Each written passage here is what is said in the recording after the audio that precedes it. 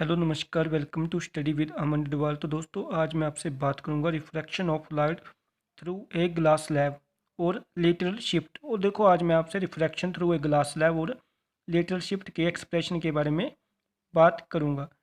तो देखो, सबसे पहले मैं आपसे डायग्राम के बारे में ही बात कर लेता हूँ। तो देखो, आप जैसे यहाँ देख सकते हैं कि ये आपकी एक ग्लास स्लैब है और देखो इसकी जो थिकनेस है वो टी मान लेते हैं हम, ठीक है। और देखो ये आपकी इंसिडेंट रे आ रही है इसमें। और देखो ये एयर है, एयर वाला मीडियम है बाहर में। और देखो ये बाहर का जो एयर वाला मीडियम है इसका जो रिफ्रैक्टिव इंडेक्स है वो N1 है। और जो आपकी ग्लास स्लैब है उसका जो मटेरियल है उसका रिफ्रैक्टिव इंडेक्स N2 है ना। तो आप देख सकते हैं कि यहाँ पे देखो ये इंसिडेंट रे आ रही है और जब ये एक डेंसर मीडियम में जा रही है तो ये वेंड हो रही है टुवार्ड नॉर्मल, है ना। तो देखो एक रिफ्रैक्शन ये यहाँ पे सफ़र कर रही है और एक रिफ्रैक्शन ये यहाँ पे सफ़र कर रही है ना। और देखो ये जो आपकी इंसिडेंट रे है ना, इसको अगर ये सीधी जाती तो देखो इसको कायदे से ऐसे जाती ही है ना। लेकिन देखो ये ग्लास स्लैब की वजह से बेंड होके ऐसे चली गई। लेकिन देखो बात सुनो, जब देखो इसको कायदे से ऐसे जाना चाहिए था ना इंसिडेंट रे को। तो देखो जब इंसिडेंट रे मतलब शिफ्ट होगी ना इस साइड थोड़ी सी, है ना। देखो जाना ऐसे चाहिए था, गई ऐसी ऐसे। तो देखो ये लेटरल शिफ्ट होती है, मतलब कि इंसिडेंट रे को कैसे जाना चाहिए थोड़ा बाद में वो कैसे चली गई, इसी को हम लेटरल शिफ्ट या डिस्प्लेसमेंट बोलते हैं। और देखो ये जो इंसिडेंट रे जो शिफ्ट हुई है ना जी, ऐसे जाती और चली ऐसे गई। देखो ये मुझसे थोड़ी ढंग से नहीं बनी है, ये अपने से पैरेलल शिफ्ट होगी, है ना। मतलब कि ये पैरेलल शिफ्टिंग करेगी, शिफ्ट तो होगी ये इस तरफ लेकिन ये अपने से पैरेलल शिफ्ट होगी। तो देखो इसमें हमने क्या प्रूव करना है। देखो यहाँ से ये लाइट बाहर निकल रही है तो इसको हम एंगल ऑफ इमरजेंस बोलेंगे, ये आई डैश है आपका, ठीक है। और देखो इंसिडेंट एंगल क्या था आपका आई। तो देखो हमने सबसे पहले इसमें यही प्रूव करना है कि जो आपका एंगल आई है, इंसिडेंट एंगल है, वो एंगल ऑफ इमरजेंस के बराबर है। तो देखो इसी के बारे में बात कर लेते हैं। तो देखो सबसे पहले कहा जा रहा है कि consider a rectangular glass slab of refractive index N2। तो देखो यही बात बोली जा रही है कि एक ग्लास स्लैब को कंसीडर कर लो और उसका रिफ्रैक्टिव इंडेक्स है N2, है ना। और उसकी थिकनेस है T। और देखो ये थिकनेस है उसकी, जो उसकी मोटाई है वो है T ग्लास स्लैब की। और देखो आगे क्या बात कही जा रही है कि let a ray of light A O be incident at O such that I we the incident angle. तो देखो यही बात बोली जा रही है कि जो आपकी रे ए ओ रे है ना, ये देखो ओ पॉइंट पे इंसिडेंट हो रही है और इसकी वजह से नॉर्मल और इंसिडेंट रे के बीच में एक एंगल बन रहा है और इसको हम एंगल ऑफ इंसिडेंस बोल रहे हैं। और देखो आगे क्या बात कही जा रही है कि after refraction in the glass the ray of light bends towards the normal N N dash and goes along O B. तो देखो वही बात बोली जा रही है कि जब जहाँ से रिफ्रैक्शन हो गई ना इस रे की, तो देखो ये बेंड हो गई टुवार्ड दी नॉर्मल, है ना, क्योंकि ये रे से डेंसर मीडियम में जा रही है। और देखो फिर ये कौन सी पाथ फॉलो कर रही है, ये ओ बी पाथ फॉलो कर रही है ना। समझ रहे हो मेरी बात। तो देखो ये बेंड हुई टुवार्ड द नॉर्मल और ये फिर कहाँ जाने लगी, ओ बी पाथ फॉलो करने लगी। तो देखो जो एंगल ऑफ रिफ्रैक्शन बना मेरा, ये मेरा R1 में बना, है ना। आप देख सकते हैं कि जो मेरा एंगल ऑफ रिफ्रैक्शन बना ये R1 बना। तो आप देख रहे थे कि लाइट जा रही थी एयर से ग्लास ग्लास में, है ना। और देखो एयर का रिफ्रैक्टिव इंडेक्स N1 है और जो ग्लास है उसका रिफ्रैक्टिव इंडेक्स N2 है ना। तो देखो अब हम देख सकते हैं कि according to the laws of refraction क्या आएगा। तो देखो सबसे पहले देखो आपको पता है कि अगर हम स्नेल्स लॉ इसमें लगाएंगे तो क्या आएगा। फर्स्ट वाले मीडियम का रिफ्रैक्टिव इंडेक्स देखो, देखो इधर देखो ध्यान से। देखो लाइट एयर से आई ना, एयर से आई ना ग्लास में। तो देखो हम एयर का रिफ्रैक्टिव इंडेक्स लेंगे और जो ये वाला एंगल है ना इंसिडेंट, इसका साइन लेंगे। और देखो लाइट गई कहाँ पे, ग्लास में गई ना। तो देखो फिर हम क्या लेंगे, इस वाले ग्लास का रिफ्रैक्टिव इंडेक्स लेंगे जो N2 है। और देखो जो एंगल ऑफ रिफ्रैक्शन बना यानी कि R1, इसका साइन लेंगे साथ में, है ना। आपने पढ़ा होगा स्नेल्स लॉ, आपको आइडिया होगा इसके बारे में। तो देखो वही बात कही की गई यहाँ पे कि हमने क्या रखा, ईयर का रिफ्रैक्टिव इंडेक्स रखा N1 और जो एंगल बना था इंसिडेंस का साइन आई। तो देखो हमने क्या लिखा, N1 sine I is equal to glass का रिफ्रैक्टिव इंडेक्स N2 और जो एंगल ऑफ रिफ्रैक्शन बना था R1 उसका साइन R1। तो क्या लिखा हमने, N2 साइन R1। तो देखो इसको हम और कैसे लिख सकते हैं, sine I upon sine R1 is equal to N2 upon N1। और देखो इसको हम और कैसे लिख सकते हैं, देखो इसका क्या मतलब होता है, refractive index of glass with respect to first medium है ना। तो देखो फर्स्ट मीडियम क्या था, एयर, और सेकंड मीडियम क्या था, ग्लास। तो देखो इसको हम ऐसे भी लिख सकते हैं कि रिफ्रैक्टिव इंडेक्स ऑफ ग्लास यानी कि सेकंड मीडियम का with respect to the air यानी कि फर्स्ट मीडियम। अब हम आगे बात करते हैं, और देखो इसको हमने इक्वेशन फर्स्ट मान लिया। तो देखो अब at point B the ray of light again suffer a refraction and emerges out of the glass slab into the air along BC। तो देखो क्या बोला जा रहा है कि देखो जब पॉइंट बी पे दोबारा से रिफ्रैक्शन हुई ना, जब है ना, देखो फर्स्ट रिफ्रैक्शन तो जहाँ पे हुई थी, लेकिन जब सेकेंडरी रिफ्रैक्शन बी पे हुई ना, तो बोल रहे हैं कि जो रे ऑफ लाइट है ना, देखो ये बी पॉइंट से बाहर निकल गई है ना, ग्लास से बाहर निकल गई, यानी कि इमर्ज आउट हो गई, यानी कि बाहर निकल गई। और देखो इस केस में जो एंगल ऑफ इंसिडेंस है वो R1 है। देखो ये R1 कैसे है, देखो यहाँ पे एंगल ऑफ रिफ्रैक्शन R1 था ना, तो देखो ये दोनों बराबर कैसे हैं। तो देखो अगर आप ऐसे देखें तो देखो ये जेड बन रहा है ना, जेड बन रहा है ना, ये अल्टरनेट इंटीरियर एंगल है, क्योंकि देखो ये दो पैरेलल लाइन है और इनको एक ट्रांसवर्सल काट रही है ना। तो इस वजह से ये फर्स्ट रे का जो एंगल ऑफ रिफ्रैक्शन था और जो सेकंड रे का जो सेकंड रिफ्रैक्शन का जो एंगल ऑफ इंसिडेंस था, ये बराबर होंगे। तो देखो इसी वजह से मैंने इसको भी R1 माना है और इसको भी R1 माना है, क्योंकि ये दोनों बराबर है ना। आप देख सकते हैं ये जेड बन रहा है ना, देख पा रहे हैं ना आप। तो देखो ये इस केस में ये एंगल ऑफ इंसिडेंस है, और देखो इस केस में जो फिर जब रे बाहर निकल गई तो एंगल ऑफ रिफ्रैक्शन या देखो अब क्या, ये एंगल ऑफ इमरजेंस है, इमरजेंस बोलेंगे इसको, क्योंकि देखो रे अब बाहर निकल रही है ना, और देखो ये इमरजेंट रे है इस केस में, है ना, देख पा रहे हैं आप। तो देखो इस केस में क्या हो रहा है कि जो आपकी लाइट है वो सेकंड मीडियम से फर्स्ट मीडियम में जा रही है, यानी कि फर्स्ट मीडियम का बोलने का मतलब ये है कि एयर में जा रही है ना। तो देखो सेकंड मीडियम जो आपका ग्लास था उसका देखो जो ग्लास से जा रही है ना वो हवा में लाइट है ना, समझ रहे हो ना मेरी बात। तो देखो इस केस में जो इंसिडेंट एंगल था वो R1 था ना, है ना, और देखो इमरजेंट एंगल क्या था, I था।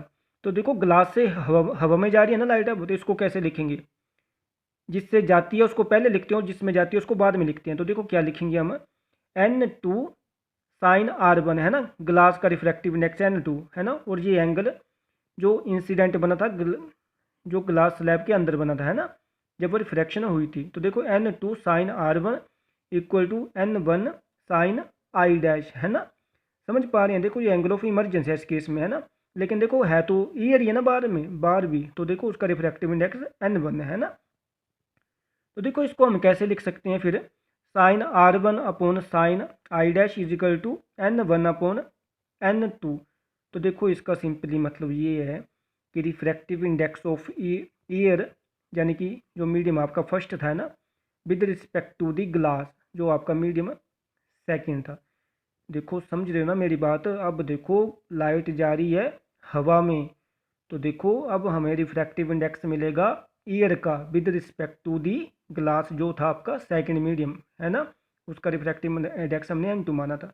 तो देखो इसको हम ऐसे भी लिख सकते हैं, refractive index of the air with respect to the glass. समझ पा रहे हो मेरी बात। तो देखो इसको हम सेकंड इक्वेशन मान लेते हैं। अब हम आगे बात करते हैं। तो देखो अब सिंपली हम क्या करेंगे, हम मल्टीप्लाई करेंगे जो आपकी फर्स्ट और सेकंड इक्वेशन है। जो फर्स्ट इक्वेशन की लेफ्ट साइड थी उसको सेकंड इक्वेशन की लेफ्ट साइड से मल्टीप्लाई कर देंगे, और जो राइट साइड थी उसको राइट साइड से मल्टीप्लाई कर देंगे। तो देखो हमारा क्या आएगा, sine I upon sine R1 multiply sine R1 upon sine I dash is equal to N2 upon N1 multiply N1 upon N2। तो देखो ये साइन साइन R1 कट रहे हैं एक दूसरे से, और देखो ये इस तरफ जो रिफ्रैक्टिव इंडेक्स है देखो ये N2 से N2 कट रहा है, N1 से N1 कट रहा है। तो देखो फाइनली हमारे पास क्या बच रहा है, sine I upon sine I dash, है ना। तो देखो क्या मैं इसको ऐसे नहीं ले जा सकता इधर, sine I is equal to sine I dash में कर सकता हूँ ना। देखो मैं इसको यहाँ ले जाऊँगा, है ना, और देखो अगर मैं दोनों साइड अगर मैं साइन इनवर्स से मल्टीप्लाई करूँगा तो क्या ये साइन साइन कट नहीं जाएगा। तो देखो क्या आएगा, I is equal to I dash. और देखो अगर मैं जो एंगल ऑफ इमरजेंस था मेरा उसको अगर मैं ई मान लूँ, है ना, क्योंकि देखो इमरजेंस एंगल है ना, तो देखो अगर मैं आई डैश को ई मान लूँ तो मेरा क्या आएगा, तो देखो मेरा आई आएगा जो जो मेरा एंगल ऑफ इंसिडेंस होगा वो एंगल ऑफ इमरजेंस के बराबर आएगा। तो देखो ये बात प्रूव हो रही है कि जो आपका एंगल ऑफ इंसिडेंस होता है वो एंगल ऑफ इमरजेंस के बराबर होता है, और जो रे इंसिडेंट रे होती है वो अपने ही पैरेलल शिफ्ट होती है। अब हम आगे लेटरल शिफ्ट की बात करेंगे। तो अब हम लेटरल शिफ्ट की बात करते हैं। तो देखो लेटरल शिफ्ट भी बोल सकते हैं इसको, लेटरल डिस्प्लेसमेंट भी बोल सकते हैं, कि देखो इंसिडेंट रे को कैसे जाना चाहिए था और वो रिफ्रैक्शन होने के बाद कैसे चली गई, है ना, तो उसी को हम लेटरल शिफ्ट या डिस्प्लेसमेंट बोलते हैं। तो देखो क्या बोला जा रहा है यहाँ पे, the perpendicular distance between the direction of the incident ray and the emergent ray is known as the lateral shift. तो देखो क्या बोला जा रहा है यहाँ पे, देखो देखो ये थी ना आपकी अगर इंसिडेंट रे, तो देखो अगर ये इंसिडेंट रे अगर सीधी चली जाती तो ये ऐसे जाती है ना, लेकिन देखो ऐसे गई तो नहीं ना ये, तो देखो ये वाली रे आपकी जो बीसी अगर आप देख सकते हैं, तो देखो ये इमरजेंट रे है ना, देखो गई ये ऐसे, इसको जाना ऐसे चाहिए था, अगर रिफ्रैक्शन ना होती तो ये ऐसे जाती। तो बोल रहे हैं कि इंसिडेंट रे है जो वो ग्लास स्लैब की वजह से अपने रास्ते से कितनी भटकी है ना। तो देखो अगर मैं बी से अगर मैं बी एल परपेंडिकुलर गिरा दूं, अगर इस रे अगर डायरेक्शन ऑफ इंसिडेंट पे रे पे अगर जहाँ जिस जैसे इसको जाना चाहिए था लेकिन गई नहीं, तो देखो बात सुनो मेरे ध्यान से, देखो गई ऐसे ना, जाना कैसे चाहिए था, इसको ऐसे जाना चाहिए था अगर रिफ्रैक्शन ना होती तो, है ना। तो देखो क्या ये ये नहीं शिफ्टिंग हुई क्या, है ना, ये नहीं शिफ्टिंग हुई, देखो जाना इसको ऐसे चाहिए था लेकिन शिफ्ट हो गई इस तरफ, है ना। तो देखो अगर मैं बी एल परपेंडिकुलर गिराऊंगा, है ना, देखो इमरजेंट रे से अगर मैं बी एल परपेंडिकुलर गिराऊंगा जैसे इसको जाना चाहिए था इंसिडेंट रे को, तो क्या यही आपकी लेटरल शिफ्ट नहीं है ना। देखो अगर जाती ये तो ऐसे जाती है लेकिन ऐसे ना जाके ये ऐसे गई, तो देखो क्या इतनी शिफ्टिंग ही नहीं हुई इसमें, है ना, इतनी डिस्प्लेसमेंट ही नहीं हुई, है ना। तो देखो अब हम इसकी बात करेंगे कि ये मतलब कितनी शिफ्ट हुई है, मतलब, है ना। मैं उम्मीद कर रहा हूँ कि आप समझ चुके होंगे इस बात को मैं क्या बोल रहा हूँ। तो देखो फिर हम आगे बात करते हैं। तो देखो बोल रहे हैं कि to calculate the lateral shift produced by the glass slab, बोल रहे हैं कि लेटरल शिफ्ट मतलब कि इंसिडेंट रे के रास्ते को कितना भटकाया ग्लास स्लैब ने। तो बोल रहे हैं कि draw B L perpendicular to the initial path O D of the incident ray. तो देखो वही बात बोली जा रही है कि देखो ये जाती तो ये ऐसे जाती है ना, इनिशियल पाथ इसकी क्या थी ओ डी, है ना, लेकिन गई कैसे, गई तो ऐसे। तो देखो बोल रहे हैं ये बात बोली जा रही है कि बी एल को परपेंडिकुलर, बोले draw B L perpendicular to the initial path O D of the incident ray, है ना। तो देखो जो मतलब इसका इनिशियल रास्ता था ना ओ डी, बोल रहे हैं कि इसमें बी एल परपेंडिकुलर गिरा दो, है ना, यही बोल रहे हैं ना यहाँ पे। और देखो फिर आगे क्या बोल रहे हैं, the perpendicular distance B L is equal to D is the lateral shift. और बोल रहे हैं कि जो जो परपेंडिकुलर डिस्टेंस है ना बी एल, जो मैंने अभी अभी आपको दिखाया, बोल रहे हैं कि ये ही लेटरल शिफ्ट है ना। समझ पा रहे हो मेरी बात। अब देखो अब बोल रहे हैं आगे कि from right angle triangle B O L, देखो right angle triangle B O L ले रहे हैं, बी ओ और एल, और देखो यहाँ से साइन की वैल्यू निकाल रहे हैं। तो देखो बात सुनो मेरे ध्यान से यहाँ पे, तो देखो देखो ये आपका इंसिडेंट एंगल है ना, और देखो अगर ये रे मतलब बेंड ना होती तो ये ऐसे जाती सीधी, है ना। तो देखो ये दोनों क्या बनते, वर्टिकल एंगल बनते, तो यानी कि ये एंगल आई होता तो ये एंगल भी आई होता पूरा का पूरा, है ना। लेकिन देखो ये तो आर वन एक तरह से कम हो गया ना इसमें से, है ना, आई में से। तो देखो अगर ये पूरा एंगल आई होता, तो देखो ये पूरा एंगल आई होता, लेकिन देखो आई में से क्या माइनस हो गया, आर वन माइनस हो गया ना। तो देखो ये आपका जो डेल्टा एंगल है ना, ये जो आपका डेल्टा एंगल है ये आई माइनस आर वन होगा, है ना। समझ पा रहे हो मेरी बात। तो देखो मैं अब ट्राइंगल बी ओ एल निकाल रहा हूँ, है ना। देखो बी ओ एल का यूज़ करके बी ओ एल, और देखो यहाँ से मैं साइन की वैल्यू निकालूंगा, ठीक है। तो देखो जो मेरा डेल्टा है ना, डेल्टा की वैल्यू क्या है, आई माइनस आर वन है ना। तो देखो ये इसके जो सामने वाला होगा एंगल के सामने वाला ये परपेंडिकुलर होगा, है ना, और परपेंडिकुलर के सामने वाला कौन सा होता है, हाइपोटेन्यूज होता है ना।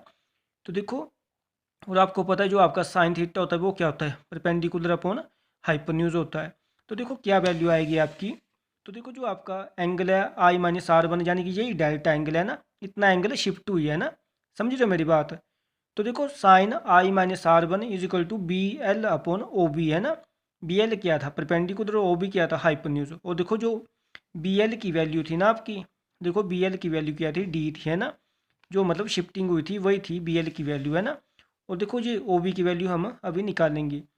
तो देखो यहाँ से क्या मैं ऐसे नहीं लिख सकता, D is equal to O B, इधर मल्टीप्लाई हो जाएगा तो क्या आएगा, O B sine I minus R one. और देखो इसको मैं इक्वेशन थर्ड मान रहा हूँ है ना, ठीक है।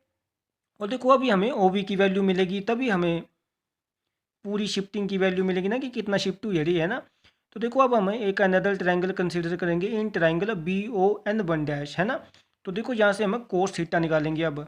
तो देखो B O N one dash, और देखो इससे हम कोस थीटा निकालेंगे। तो देखो ये वाला एंगल कितना है, आर वन है ना। तो देखो कोस थीटा क्या होता है, एंगल के सामने वाला परपेंडिकुलर, परपेंडिकुलर के सामने वाला हाइपोटेन्यूज है ना। तो देखो ये ओ बी क्या है इस केस में, ये ओ बी हाइपोटेन्यूज है और इसकी हमें वैल्यू भी चाहिए है ना, समझ रहे हो मेरी बात। तो देखो देखते हैं कि आगे क्या कहानी है।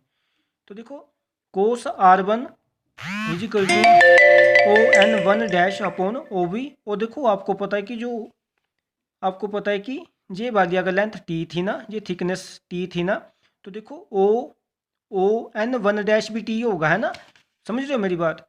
तो देखो क्या लिखा हमने, O N one dash upon O B लिखा ना, तो देखो ओ एन वन डैश किसके बराबर है, ये तो टी के बराबर है, यानी कि थिकनेस ऑफ ग्लास स्लैब।